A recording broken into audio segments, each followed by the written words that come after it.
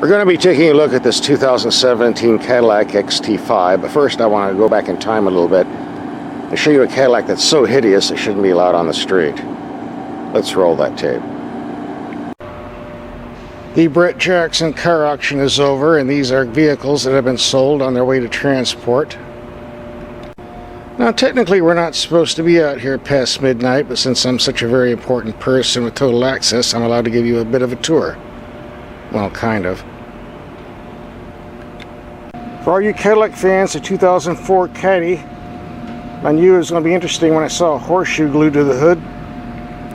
Folks, this interior speaks for itself. Good grief. Someone paid $4,700 for this. Maybe Dog the Bounty Hunter?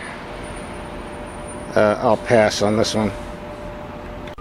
Now I understand that people have different taste in automobiles, but still, the person who bought this is an idiot. Getting back to the present, this is the 2017 Cadillac XT5 that we'll be reviewing. The base price of the XT5 runs around $40,000. This one was the luxury edition. As you can see, $54,390 with a few options. Total came to $56,730. We'll also be looking at this Lexus RX450h hybrid, which is about the same price bracket as this fully loaded Cadillac. This one starts at $52,000 and topped out at $58,000. Same amount of horsepower under the hood, but slightly better fuel economy.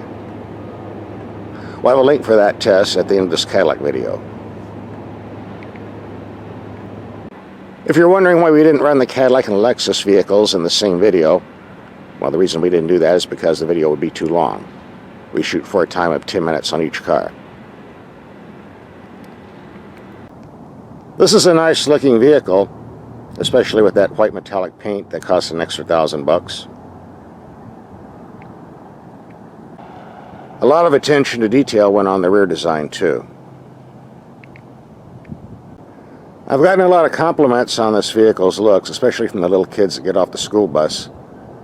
They can usually spot what's good and bad in a hurry. This headlight system's pretty fancy looking. We're going to take it out tonight and see how they perform.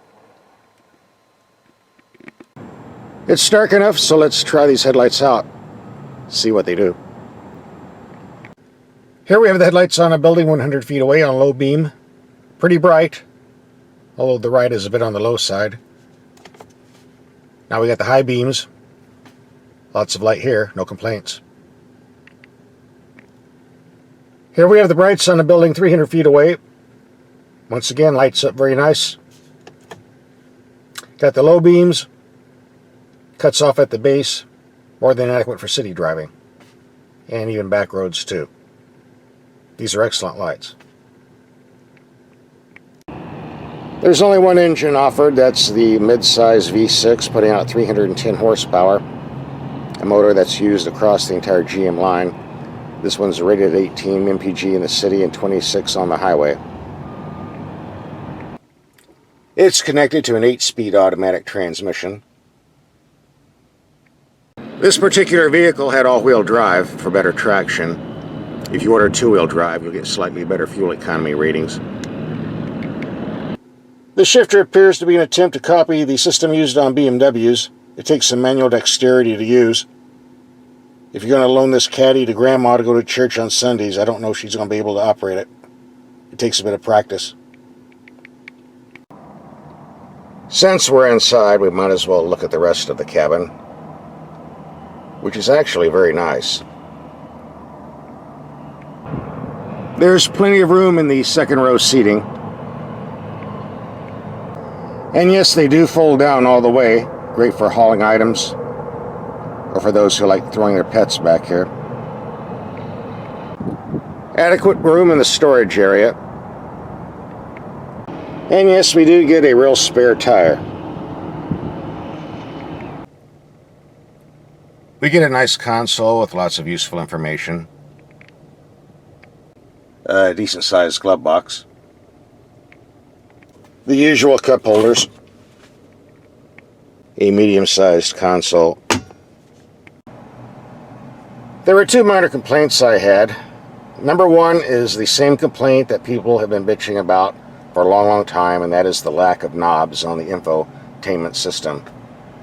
I mean, really, a knob works. You turn it one way to turn the volume up, one way to turn the volume down. You don't have to take your eyes off the road. The knob is the best invention since the wheel. Where are the knobs? Now it works like this. To turn the unit on, you just put your tip of the finger on there. And they're not answering calls. I always thought it would. To adjust the volume, slide it on here. Now demonstrating this when the car is sitting still is easily done. But doing this when you're actually driving on the road and the vehicle is shaking isn't much fun. Plus you always have to take your eyes off the road. There's a very long learning curve to get used to this. But that's the way it is. You'll just have to do it. And by the way, when you're doing this in the dark, like I'm demonstrating right now, it gets even more difficult to do.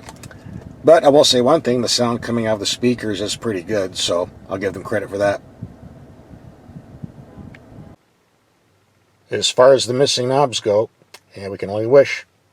Maybe in the 2018 models. Another feature I didn't care for is something we're seeing on a lot of cars nowadays called the auto stop. Without getting into a bunch of technical details, basically what happens is you come to a stoplight, you step on the brake, then the engine shuts off. Once you take your foot off the brake, step on the gas to move again, the engine comes back on. Supposedly the system saves fuel. I guess if you lived in Los Angeles or Atlanta where the 5 o'clock traffic moves at 1 mile per hour, it might. But for 99% of the rest of us, no, it really doesn't save enough fuel to make it worth the complexity. On most vehicles, there's a disconnect switch to disable this stop-start system. Amazingly, on the XT5, there isn't. You're stuck with this system whether you like it or not. I called GM, they verified this, and I called the dealer, and they verified this. In all fairness, the auto stop system is rather smooth. I suspect maybe some people won't even notice it's there.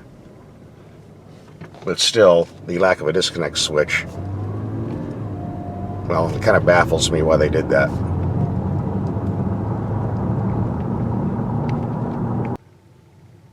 In the meantime, I can't complain about the motor when it's running. It has a lot of get up and go.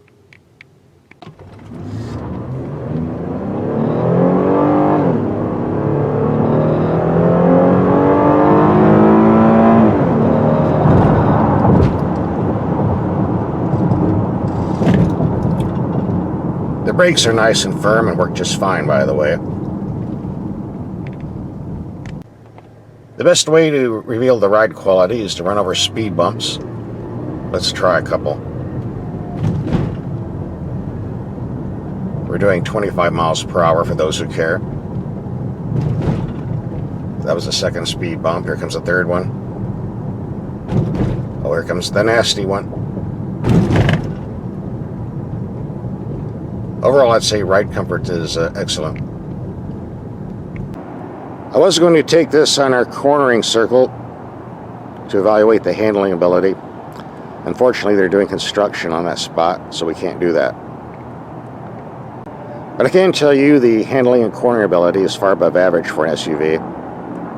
Pretty close to what the Cadillac sedans are like. Also, my fuel economy in mixed city freeway driving has averaged around 20 mpg thus far. Here's a fuel economy update, 20.6 in mixed commuting. Last 450 miles, best 29.4. With about 10 different people driving, I don't know what conditions those were at. I'm just showing you what it says. Since we weren't able to use the turning circle, we thought we'd come out here and try the handling on some real roads.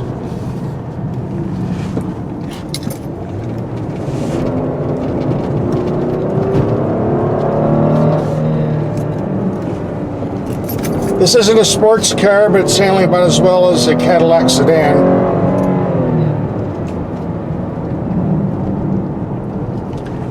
By the way, I do have it in sport mode and all-wheel drive for better traction.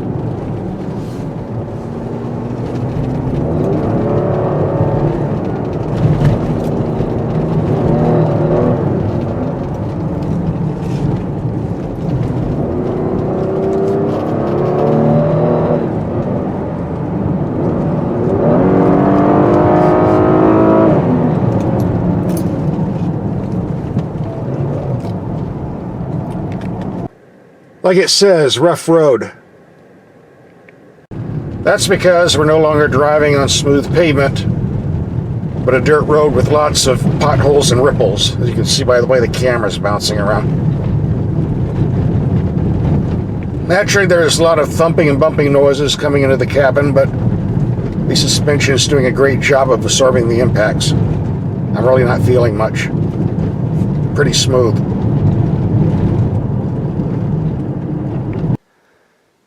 If you're planning on taking one of these off-road, it does have two things going for it. Number one, it does have decent ground clearance for clearing rocks. If you order the optional all-wheel drive, you'll have good traction in sand, mud, or snow. But keep in mind, this is more of a car than a truck, so you have to tread lightly if you're taking it out in the dirt. Also, that front nose sticks out quite a bit. It has lots of overhangs, so you got to be careful when entering dips. Otherwise, you might lose some front end parts. This is when the all-wheel drive comes in handy, because there's a lot of sand and mud here. And I just washed this too.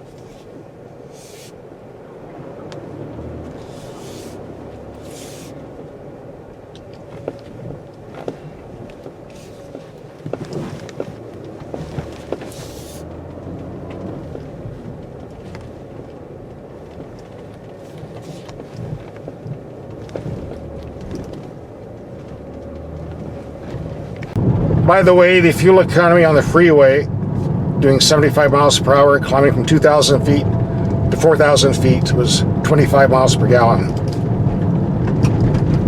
I'm sure it will increase quite a bit going back downhill. Excuse me, sir, can you direct me to the nearest bar?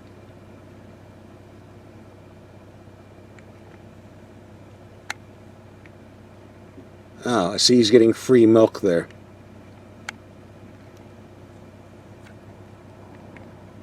Not the sturdiest bridge I've ever seen. Weight limit 25 tons. Good thing Oprah's not in the car. This is the swinging community of Crown King, population around 400 or so. I came up here to buy a cabin. Let me show it to you. It sleeps too. Standing up, that is. Has my own private entrance too. Nice double doors. By the way, if you're ever driving around in this area and you have an "I voted for Hillary" bumper sticker on your car, I think it'd be a good idea to take it off. It doesn't go very good up here. This Cadillac is a nice highway cruiser, very smooth and quiet. Great sound system. And we're going to be pulling over soon. Check our fuel economy. We already got the mileage going up. Now we got to get the mileage going down and divide by 2. So far, our highway mileage, we got 25.5 going uphill, 31.6 going downhill. That figures out around 28 mpg. Not bad. And almost right on for the EPA rating.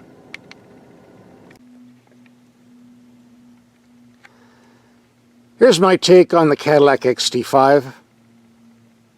No, I didn't like the fact that it didn't have knobs on the infotainment system and that automatic device that turns the engine on and off at stoplights drives me nuts. They really should put a disconnect switch on that. Otherwise, this is a very nice vehicle. It looks good, has a very comfortable ride. The engine has plenty of power. Fuel economy was more than adequate. And for light-duty off-roading, it did pretty well, as we can see. Otherwise, I wouldn't be using this camera at this spot. No, it's not inexpensive to buy, but neither is the Lexus competition that's coming up next. If you decided you don't want to spend $56,000 on this Cadillac, we've got the video for this $58,000 Lexus. All you do is click on the link. You'll have that entire test in front of you. So click.